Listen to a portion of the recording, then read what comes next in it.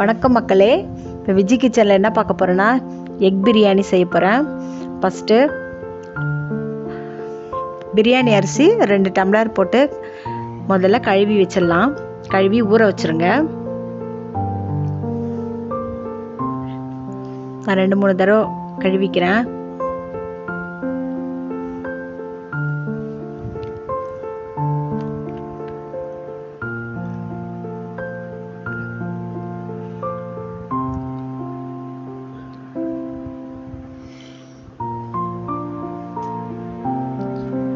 மூணு தடவை அலசிக்கிட்டேன். இப்போ கொஞ்சம் தண்ணி ஊற்றி ஊற வச்சிடலாம். முன்னாடியே ஊற வச்சுட்டா கழுவாமல் ஊறின பிறகு கழுவினோம்னா அரிசிலாம் உடஞ்சிரும். இப்போ அதுக்கு தேவையான பொருள்லாம் ரெடி பண்ணி வச்சுட்டேன். தயிர், வெங்காயம், தக்காளி, பச்சை மிளகாய், இஞ்சி பூண்டு விழுது, பட்டை, கிராம்பு, ஏலக்காய் எல்லாம். இந்த புதினா நிறைய நான் வாங்கி காய வச்சு எடுத்து வச்சுருக்கேன் ஒரு டப்பாவில் போட்டு. புதினா கடையில் இல்லாத டைமில் நம்மளுக்கு இந்த மாதிரி செஞ்சு வச்சுக்கிட்டோம்னா நல்லது, எடுத்து யூஸ் பண்ணிக்கலாம். ரொம்ப நல்லா இருக்குது. நான் யூஸ் பண்ணி பார்த்துட்டேன். புதினா ஒரு 100 ரூபாய்க்கு வாங்கினேன். அதை நல்லா வெயிலில் நல்லா சரக்க காய வச்சு எடுத்து வச்சுட்டேன். புதினா கடையில் போய் ஃப்ரெஷ்ஷாக போய் கெடுது இல்லைன்ட்டாங்க. இப்போ ஞாபகம் வந்துச்சு எனக்கு, ஐயோ நம்ம செஞ்சு வச்சுருக்கோமே எடுத்துக்கலாம் அப்படின்னு சொல்லிட்டு இப்போ எடுத்து வச்சுட்டேன். இப்போ வானல் வச்சு காஞ்சிருச்சு. வானல் எண்ணெய் ஊற்றிக்கிட்டேன். கொஞ்சம் தயிர், கொஞ்சம் நெய் ஊற்றிக்கிட்டேன். நம்ம சிக்கன் பிரியாணி எப்படி செய்கிறோமோ அதே மாதிரி தான் நம்ம வெறும் இது சிக்கன் போடாமல் செஞ்சுட்டு முட்டையை நல்லா வேக வச்சு மேலே எடுத்து வச்சிடலாம். இப்போது வெங்காயம், பச்சை மிளகாய், பட்டை, கிராம்பு, ஏலக்காய் எல்லாம் போட்டுட்டேன். அதெல்லாம் நல்லா வதங்கிடுச்சு. வதங்கின உடனே இப்போது தக்காளி போட்டுக்கிட்டேன். தக்காளியும் நல்லா வதங்கிடுச்சு. கொஞ்சம் உப்பு போட்டுட்டா நல்லா சீக்கிரம் வெந்துடும். இப்போ பாருங்கள், குழஞ்ச மாதிரி ஆயிடுச்சு. நல்லா வெந்துருச்சு. பச்சை ஸ்மெல்லும் போயிடுச்சு. இப்போ தனி மிளகாத்தூள் நான் 1 ஸ்பூன் போட்டுக்கிட்டேன். இப்போ மஞ்சள் பொடி 1 ஸ்பூன் போட்டுக்கிட்டேன்.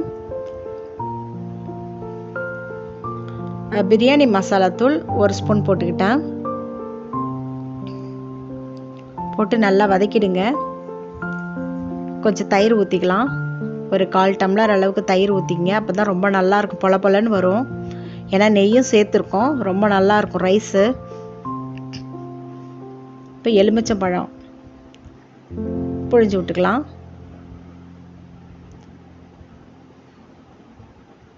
ஒரு எலுமிச்சம்பழம் நான் போடுறேன்.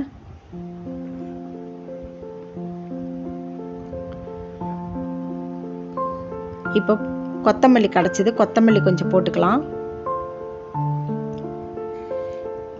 புதினா தான் கிடைக்கல. இப்போ காய வச்ச புதினா கொஞ்சம் போட்டுக்கிட்டேன்.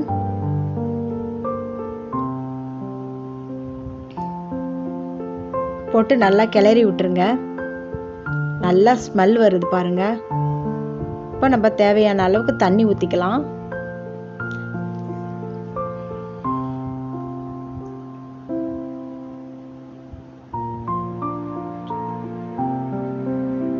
நான் 2 டம்ளர் ரைஸுக்கு 3.25 இல்லைன்னா 3.5 டம்ளர் தண்ணி ஊற்றிக்கணும்.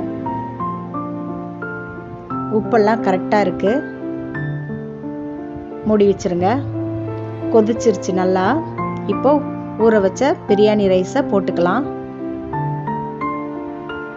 போட்டுட்டு நம்ம ஒரு கிளறி விட்டு மூடி வச்சிடணும். கொஞ்சம் சிம்மிலே வச்சுக்கலாம்.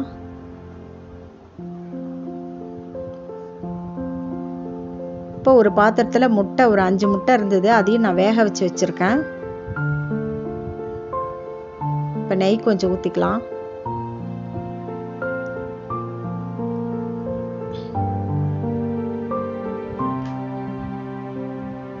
முட்டை வெந்துருச்சு. அதை நடுவில் கத்தியால் கீறி விட்டுக்கலாம்.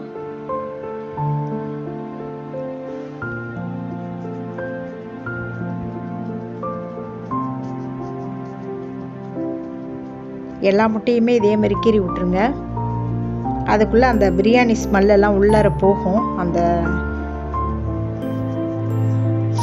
அந்த வாசனையெல்லாம் ரொம்ப நல்லா இருக்கும். இப்போ பாருங்கள், ரைஸு சூப்பராக வந்துருச்சுங்களா. கரெக்டாக தண்ணி பதம் கரெக்டாக இருக்குது பாருங்கள். நான் எப்பயுமே இந்த மாதிரி வாணலில் செஞ்சுருவேன். பிரியாணி செய்யணுன்னா சிக்கன் பிரியாணி பெரிய பாத்திரத்தில் செஞ்சுருவேன். நம்ம கொஞ்சமாக செய்யணுன்னா வாணலில் தான். இப்போ கரெக்டான பதத்துக்கு வந்துருச்சு. இப்போ முட்டையை அவிச்சு வச்சுருக்கேன். நடுவில் கீறி அதை வச்சுக்கலாம். மேலே சாதத்தை கொஞ்சம் மேலே எடுத்து போட்டு மூடி வச்சிடலாம்.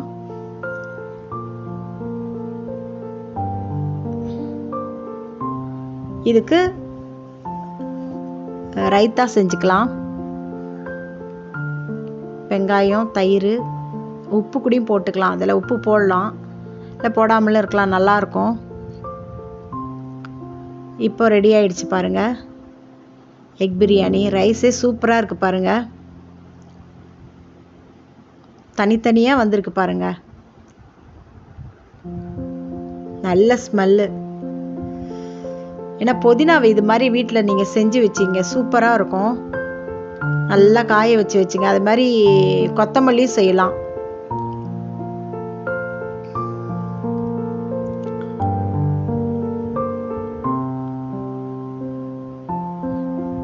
இப்போ ரைத்தா வச்சுட்டேன். எக் பிரியாணி ரெடி ஆயிடுச்சு.